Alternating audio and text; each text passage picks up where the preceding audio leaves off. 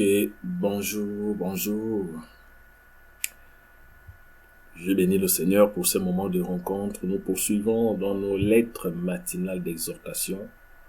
Nous sommes à la lettre numéro 11, en cette date du 11 août 2022.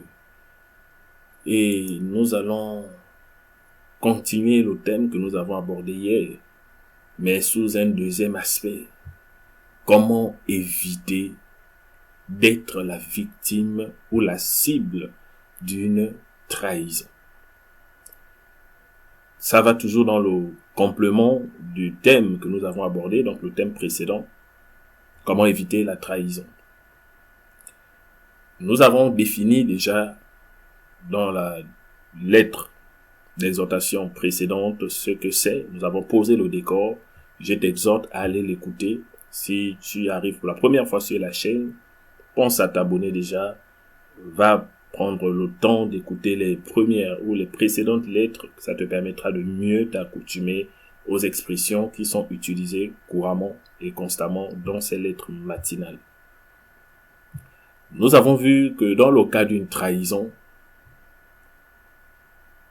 deux humains, sinon deux groupes d'humains, vont rentrer en conflit. Et dans l'une des lettres que nous avons étudiées, à qui la faute, c'est ça le titre que je vous exhorte vivement à suivre. Donc si tu ne l'as pas encore suivi, il est vraiment important de la suivre. À qui la faute? Donc lorsqu'il y a un conflit, lorsqu'il y a une déchirure, lorsqu'il y a une trahison entre deux humains, les deux coupables, sinon les deux personnes qui rentrent en scène sont toutes des victimes. Parce que tout ce que l'être humain fait, qui n'est pas dans la nature que Dieu lui a donnée, vient du diable. Donc c'est le diable qui est le promoteur de ses propres valeurs. Il est le père du mensonge, il est le père de la division, il est le père des querelles. Et donc tous les humains que le diable réussit à manipuler sont des victimes du diable, mais qui vont opérer comme des coupables aux yeux des humains. Donc lors d'une trahison, il y a deux victimes, les humains, donc deux victimes qui rentrent en compte, mais parmi les deux victimes, l'une va porter la culpabilité, c'est-à-dire l'une va jouer le rôle de prédateur, donc c'est celui qui trahit, celui qui livre, et l'autre va jouer le rôle de la proie. L'autre va jouer le rôle de la cible du complot diabolique. Donc le complot à la base, il est toujours diabolique, tout complot est diabolique, tout complot est diabolique. Mais lorsque le diable met un complot sur pied, il va prendre l'une des parties qui va jouer le rôle de prédateur, l'autre partie va jouer le rôle de cible. Et nous l'avons déjà vu, dans une bataille entre deux humains, personne ne gagne. Le seul qui gagne, c'est le diable. C'est celui qui a organisé le combat qui gagne, parce que c'était pour son propre plaisir de voir l'homme être détruit. Parce que l'être humain, le diable, tout ce qu'il veut voir sur l'être humain, c'est sa destruction. Il n'a rien à offrir à l'être humain.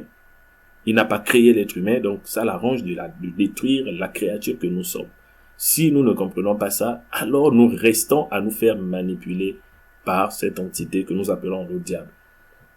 Donc, comment éviter d'être la potentielle proie d'une trahison? Voici le thème du jour. Nous avons lu dans le livre de Matthieu, chapitre 27, verset 4, depuis la note précédente. Nous avons parcouru ce verset. Je vais lire à partir du verset 1. Ici, on parle de Judas. C'est l'histoire biblique que tout le monde connaît. Judas a trahi Jésus. Personne n'ignore cette partie.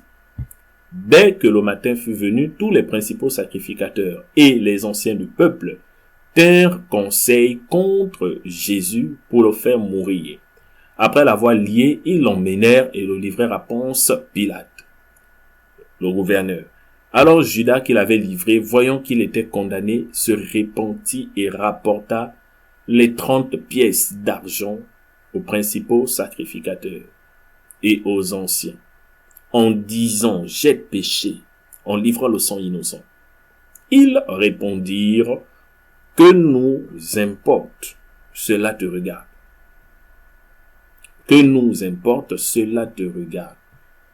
Dans le complot de la mort de Jésus, de l'arrestation de Jésus, Judas lui-même est une victime. Mais la victime qui a été utilisée comme prédateur. Et donc qui a pris la culpabilité humaine. Mais on sait que le promoteur, sinon celui qui a orchestré la chose, c'est le diable. En passant par les principaux sacrificateurs qui, eux, ont manipulé Judas, qui lui a livré Jésus. Et vous voyez que Judas n'en est pas fier. Il n'est pas satisfait de l'avoir fait. Donc, il reconnaît lui-même avoir été certainement une victime de la cupidité, une victime de l'envie de trahir pour l'envie de gagner quelque chose. Et Jésus ici va être donc la victime qui a été la proie, donc la cible du complot. Donc, n'oubliez pas le thème, c'est comment donc éviter d'être la cible d'un complot. Nous allons pouvoir juste 2 clés principales, sinon 3 petites clés, qui vont vous aider à tout moment à éviter de tomber dans le piège d'être la cible d'un complot. Parce qu'un complot, on sait jamais comment il commence et on ne sait même pas comment il se termine. Prenons le livre de Luc, chapitre 6, verset 21. C'est Jésus qui parle en disant: ce que vous voulez que les hommes fassent pour vous, faites-le de même pour eux. C'est tout. Ce que vous voulez que les hommes fassent pour vous, faites-le de même pour eux. Celui qui a compris ça a compris le passage là où Jésus dit: tu aimeras ton prochain comme toi-même. Si tu es capable de t'aimer toi-même, de savoir ce qui est bon pour toi, il faut savoir que l'autre aussi en a besoin. Et à partir de ce moment, ça te permet d'éviter beaucoup d'occasions d'être la cible d'une trahison, la cible d'un complot, la cible d'une attaque, la cible de toute manigance de la part du diable. Donc, la première chose, c'est qu'il faut apprendre donc à communiquer avec ton entourage d'une manière égalitaire, c'est-à-dire d'une manière humble, d'une manière ouverte, d'une manière franche. Ce que tu veux que les hommes fassent pour toi, il faut le faire de même pour eux.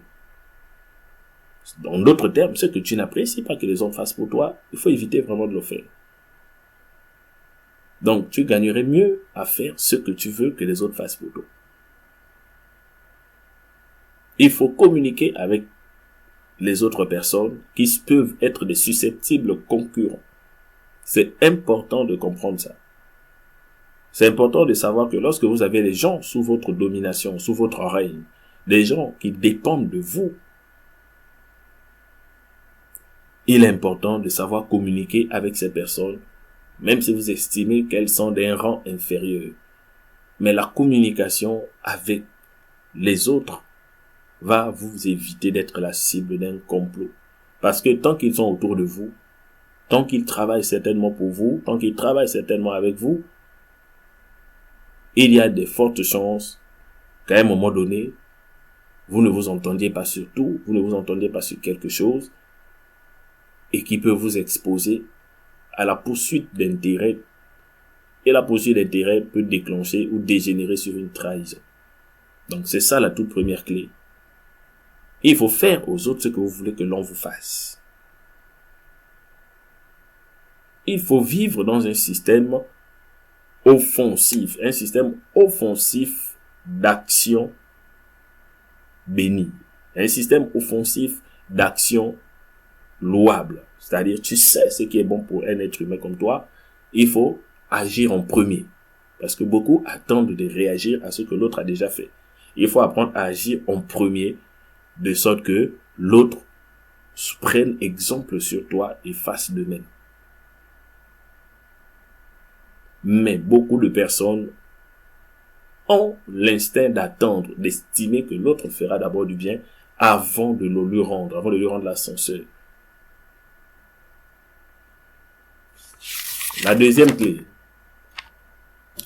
respecter le caractère humain.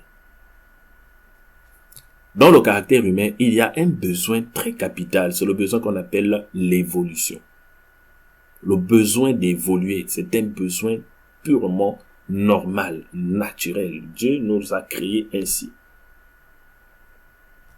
Et la seule personne qui a horreur de voir les besoins humains être comblés de la manière que Dieu veut, s'appelle le diable. Donc, il n'y a que le diable pour s'opposer à l'évolution d'un être humain, à l'évolution de quelqu'un. Il n'y a que le diable pour bloquer l'évolution de quelqu'un dans un domaine précis, alors qu'il en a vraiment besoin.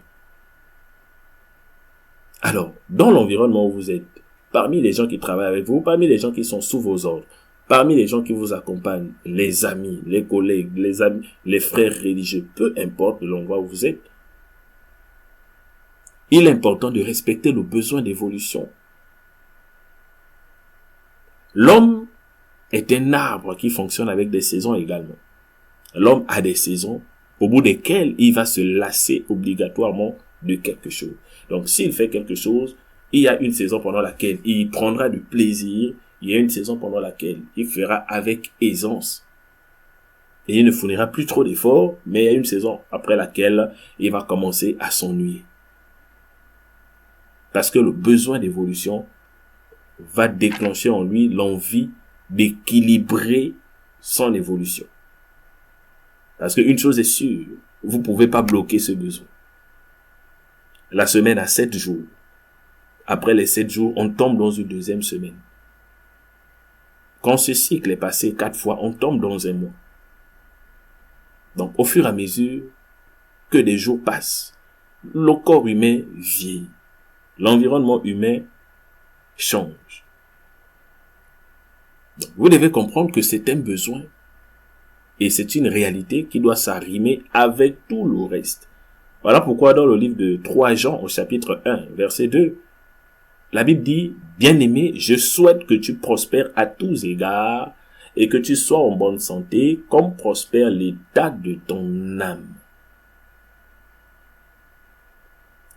L'être humain prospère d'une manière ou d'une autre. Il augmente, il évolue d'une manière ou d'une autre. Et il est important que tout le reste de son être évolue en même temps, dans le même sens. Sinon, il va plonger dans une dépression, il va plonger dans une insatisfaction, il va tomber dans une réflexion qui peut déboucher sur une trahison, un complot ou une guerre. L'homme doit évoluer comme son corps évolue. Parce que le corps évolue obligatoirement. Après 365 jours, on sait que c'est un nouvel anniversaire et l'âge va augmenter. Le compteur augmente obligatoirement dans les cellules du corps.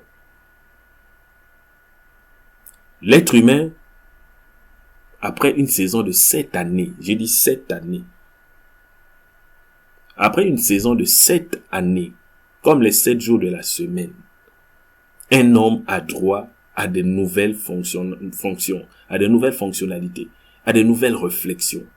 Il doit renouveler sa mémoire, il doit renouveler son intelligence, il doit faire des choses nouvelles.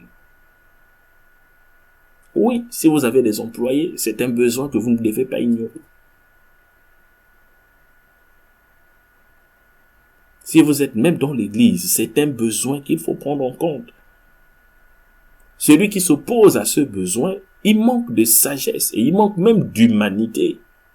Il manque de maturité, d'humanité et de sagesse. Parce que c'est un besoin auquel on ne peut pas s'opposer. Le manque de prospérité peut rendre quelqu'un malade. Et d'ailleurs, ça rend les gens malades. Donc, il faut toujours avoir un plan d'évolution pour vos enfants.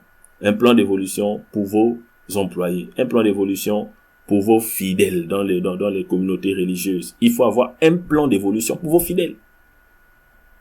Un plan d'évolution. C'est inhumain de garder quelqu'un pendant près de 20 ans à ne faire que la même chose sans l'inciter à l'évolution. Ça veut dire que soit il ne reçoit pas les formations et les informations nécessaires qui vont le préparer à entamer une nouvelle saison dans une nouvelle posture, dans une nouvelle position, avec de nouvelles responsabilités, avec un peu plus de charge.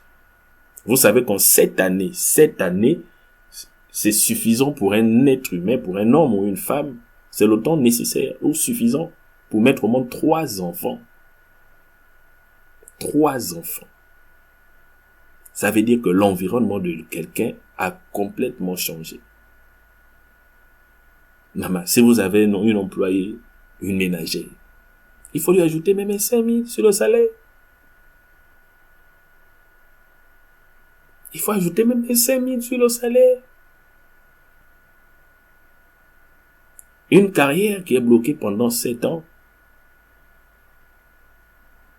ça peut encore être normal, mais au-delà de 7 ans, un deuxième cycle de 7 ans, ça veut dire que tu as tué la destinée de quelqu'un, tu as réduit, tu as ralenti, tu as détruit une étape de sa destinée. Tu es en train de contribuer à son échec et à sa stagnation. Même si tu n'as pas grand-chose à offrir, donne-lui au moins une petite augmentation des salaires. S'il n'y a pas d'augmentation des salaires, donne-lui au moins une amélioration de conditions. Si tu ne payais pas le transport, paye-lui au moins le transport. C'est ça, être le sel de la terre. Ce que vous voulez que les autres fassent pour vous, faites-le de même pour eux. Et vous savez que les besoins de l'homme prospèrent. Ces besoins prospèrent. Ça augmente constamment. C'est le besoin d'évolution. L'homme a été fait pour évoluer. Dieu a fixé un nombre d'années à la vie de l'homme. S'il y a un nombre d'années, un point de départ, un point d'arrivée, c'est qu'il y a des étapes irréversibles. On avance, on ne recule jamais.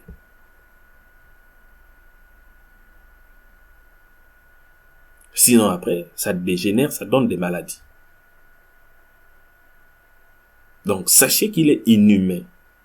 Inhumain. C'est opérer avec le diable que de retenir un humain pendant trop longtemps sans satisfaire le besoin d'évolution chez lui, sans préparer un plan d'évolution pour sa vie. Le fait de le maintenir là vous arrange certainement parce que ça vous évite de dépenser plus, ça vous évite de prendre plus d'engagement. Ça vous évite de perdre un certain équilibre. Mais le problème, c'est que même Dieu lui-même a fait l'homme pour évoluer. Il doit augmenter, il doit s'accroître, il doit s'élargir. Donc, il y a des principes dans lesquels on ne peut pas sortir l'être humain. Sinon, on le dénaturalise.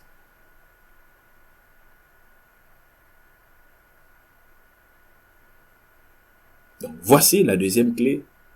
Il faut savoir que toutes les personnes qui sont autour de vous ont un besoin d'évolution. C'est instinctif. C'est pas que c'est méchant. C'est instinctif. Leurs conditions de vie augmentent à la maison. Leur réalité augmente à la maison. Le nombre de charges augmente à la maison. Beaucoup de choses augmentent. L'âge augmente. Et leur satisfaction à faire la même chose diminue. Parce que après, il va falloir qu'ils passent à une autre chose. Si tu as compris ça, tu comprendras que c'est assez logique. En fait, tu reconnaîtras que c'est assez logique et c'est normal. Ça évite des trahisons, ça évite des divisions et des déchirures. Parce que personne n'a envie de saboter ou de laisser quelqu'un saboter tout le reste de ses années ou tout le reste de sa vie juste parce qu'il profite de ton service. Même si tu trouves toutes les raisons possibles, tant que la communication n'a pas l'air franche, personne ne peut accepter ça. À moins qu'il soit lui-même endormi. Mais je pense que nous avons déjà parlé du réveil et de l'éveil. S'il a suivi cet enseignement, alors il sait très bien qu'il y a des saisons et il y a des saisons. La Bible dit, il y a un temps pour toutes choses sous le soleil. C'est au-dessus du soleil là-bas qu'il n'y a pas de temps. Mais sous le soleil ici où nous sommes, il y a un temps pour toutes choses. Il y a un début et il y a une fin. Donc voici la deuxième erreur qu'il ne faut pas commettre. Sinon, la meilleure manière de se comporter avec les autres, lorsqu'on veut toujours qu'il y ait de la cohésion, donner une possibilité d'évoluer à tout ce qui vous entoure. Et vous-même réfléchissez donc à comment évoluer, parce que ça va vous obliger à évoluer aussi. Ça va vous obliger à élargir les horizons, à créer quelque chose de nouveau, à monter et à libérer certaines positions pour que d'autres personnes les occupent aussi. Ah oui, c'est important. Ce besoin d'évolution crée la guerre. Lorsque tu veux rester trop longtemps à un seul endroit, sache que tu empêches à quelqu'un d'autre d'évoluer. Et tôt ou tard, il va finir par réaliser que tu n'es plus à ta place parce qu'il y a un temps pour toute chose et il va commencer à te trahir. C'est pour ça que vous voyez les renversements de situation. Vous entendez parler de certaines tragédies ou des drames qui en réalité sont simplement des situations qui ont été mal négociées depuis.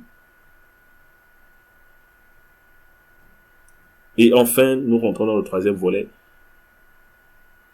La troisième astuce, c'est le troisième élément pour éviter d'être la cible d'une trahison. Il faut s'entourer des gens qui aiment prier pour vous. Il faut s'entourer des gens qui aiment encore prier pour vous. Parce qu'il y a une saison pendant laquelle quelqu'un prend beaucoup de temps à prier pour toi. Parce que l'affinité qui n'a pas la prière comme clé, c'est une affinité qui peut tourner mal lorsqu'il y aura la division. Parce que dans une affinité, en général, chacun trouve son intérêt. Et cet intérêt est humain. Mais dans un amour lié par la prière, en général, quelqu'un cherche, en fait, la personne qui prie pour toi ne cherche pas un intérêt. Et lorsque vous priez pour quelque chose, ça augmente votre affection pour la chose. C'est l'une des clés que beaucoup de personnes négligent. Voici pourquoi dans les milieux où les gens ne prient pas, il y a beaucoup plus de phénomènes de trahison, de division, de déchirure, de complot. En fait, en général, les gens vivent constamment sous la menace des complots. Toutes les nuits, on réfléchit à des stratégies pour mettre la main sur un rival. On en a parlé hier, c'est-à-dire on n'a plus de paix. Oui, c'est normal, parce que vous ne voulez pas prier. Et vous ne voulez pas vous entourer des gens qui aiment prier et qui vont beaucoup prier pour vous. Parce que celui qui prie pour toi, il finit par t'aimer forcément. Lorsque quelqu'un prie beaucoup pour toi, il va finir par t'aimer. Si vous n'avez jamais essayé, il faut faire l'essai. Même pour votre ennemi, là, commencez à prier, vous allez voir que l'aspect ennemi va disparaître tout seul. Donc le diable vous prive de la prière parce qu'il sait que la prière enlève beaucoup de faux problèmes qui n'existent même pas. Voilà pourquoi je les appelle des faux problèmes. Quand tu ne pries pas pour quelqu'un, tu es tenté d'interpréter tout ce qu'il fait. Mais lorsque tu commences à prier pour quelqu'un, tu auras plus d'affection, de compassion et de compréhension de ce qu'il fait. Donc, il faut vous entourer des personnes qui aiment prier pour vous. Quelqu'un peut être proche de toi sans l'être vraiment. C'est-à-dire, tu peux t'entourer des gens qui en réalité ne t'aiment pas, ils ne sont même pas proches. Ils sont proches physiquement, mais ils ne sont pas là.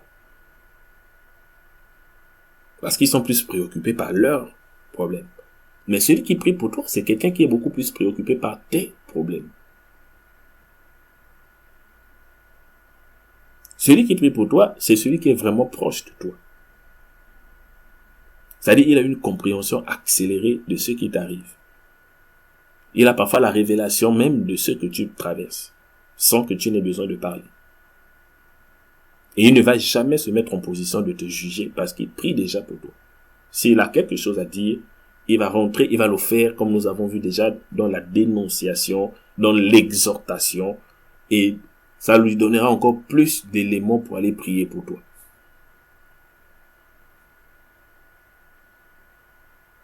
Donc, voici la troisième clé. Il faut savoir que Être entouré des hommes et des femmes qui aiment prier, et principalement qui aiment prier pour les autres, c'est une grande clé du succès. C'est une grande clé qui évite des complots, des trahisons, des guerres. Parce que ces gens ne te donneront jamais des conseils qui ont la tendance de détruire. Mais ils aiment construire, ils aiment bâtir. Ils aiment équilibrer. Et Dieu leur révèle beaucoup plus ce qui te manque réellement. Parce que parfois, il te manque des choses que tu ne comprends pas toi-même, que tu ne connais pas toi-même. Il faut quelqu'un qui prie pour toi pour connaître ce qui ne va pas.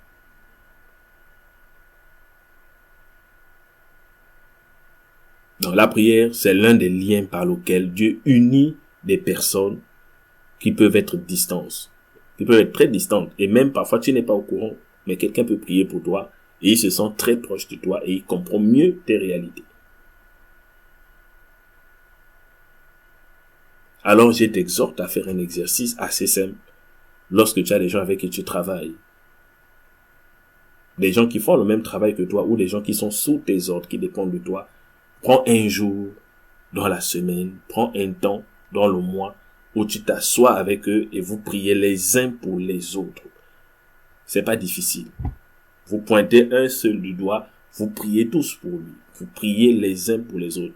Vous faites la ronde, vous priez les uns pour les autres. Tu vas peut-être croire que c'est pas professionnel, mais la vie n'est pas que professionnelle. La trahison non plus n'est pas professionnelle. Les divisions non plus ne sont pas professionnelles. Il y a beaucoup plus de comportements animaux en milieu professionnel, juste parce que la prière a été bannie.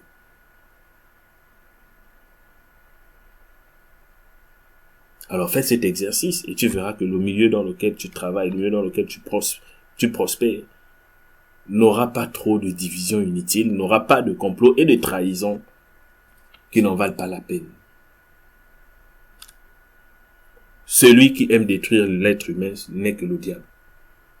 C'est pas ta nature de détruire les êtres humains. Tu n'as pas été créé pour détruire l'homme. Parce qu'en détruisant l'homme, tu te détruis toi-même. Donc, ne laisse pas le diable faire de toi sa victime en t'utilisant comme un coupable, comme un prédateur, pensant que ça te grandit. Non, en réalité, c'est le diable qui bénéficie de ça.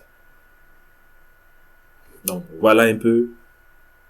Le mérite ne suffit pas toujours. Il faut savoir que le besoin d'évolution est pour tout le monde. Et on n'a pas besoin de mériter d'évoluer. On n'a pas toujours besoin de mériter d'évoluer. On a besoin d'être formé pour évoluer. Former les gens pour qu'ils évoluent.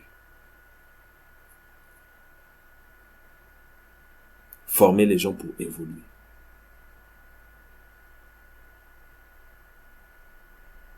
Faites évoluer les carrières des gens autour de vous. Ça peut être dans la famille. Faites évoluer les gens dans leurs responsabilités. Ça peut être dans le cadre d'une église. Faites évoluer les gens dans les responsabilités. Dans les réflexions, dans les activités. Il faut faire évoluer les gens. Sinon, vous les aurez déformés. Et ça peut se retourner contre vous. Donc, voici pour cette lettre matinale d'exhortation. Nous sommes au terme et nous nous retrouvons demain, toujours dans nos heures de la nuit pour la prière. Alors, je t'invite à prier par rapport à tout ce que tu as entendu et fais simplement une prière selon le besoin que ton cœur a ressenti pendant l'exhortation, pendant cette lettre matinale. Si tu as laissé le diable t'utiliser pendant longtemps,